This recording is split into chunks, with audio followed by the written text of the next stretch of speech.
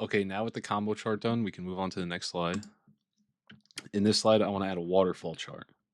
So I'm going to open up the Excel file, go to my next sheet, already labeled waterfall. And you'll see I have two sets of data here, but I'm only going to use this one set labeled US to Canada. So first step is I'm going to highlight all the data and convert it into a table by going to the Insert tab, clicking Table, and then OK for the pop-up. And then I'm going to change the table style to further keep the theme going. So now to add the waterfall, I'm going to go back to the Insert tab and then Recommended Charts. All charts at the top, and we'll find waterfall towards the bottom of the list here. Click OK. And you'll see waterfall charts are real cool one, not that common. It shows how an initial value is affected by increasing or decreasing values to then get to the total over here. In this case, there's only increasing values. So first step to customize, I'm going to give it a name. Name it US to Canada exports. Because this data is representing how goods are moved from the US to Canada, mostly through trucks, obviously. So after the title, I want to change the color of the bars here by selecting all of them and then fill in line. And then for color, I'm going to choose the light blue again. And now, after that, I want to fix the total column here so it's in line with the rest of it. So I'm going to double click the total so that only the total is selected. And under series options, we want to click the box for set as total. You see it moves accordingly. And then I want to go back to fill in line so I could choose black instead of this light blue. And that's it for a waterfall. It's a relatively easy one to customize. So now to put it into the presentation, I want to click it or select it and do Control C on my keyboard. Then head to the PowerPoint presentation.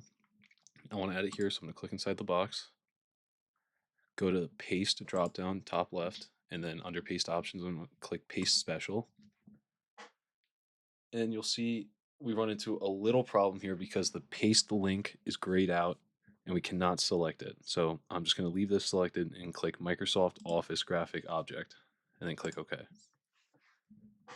So this is the case for waterfalls and only a few more charts or graphs in Excel because this only became a native chart to Excel in 2016. And even though that was 10 years ago, Microsoft never put the option to allow paste link into PowerPoint in the coding when they did so. So before 2016, people would use legacy workarounds to make this by customizing clustered columns, special ways. That was pretty complicated.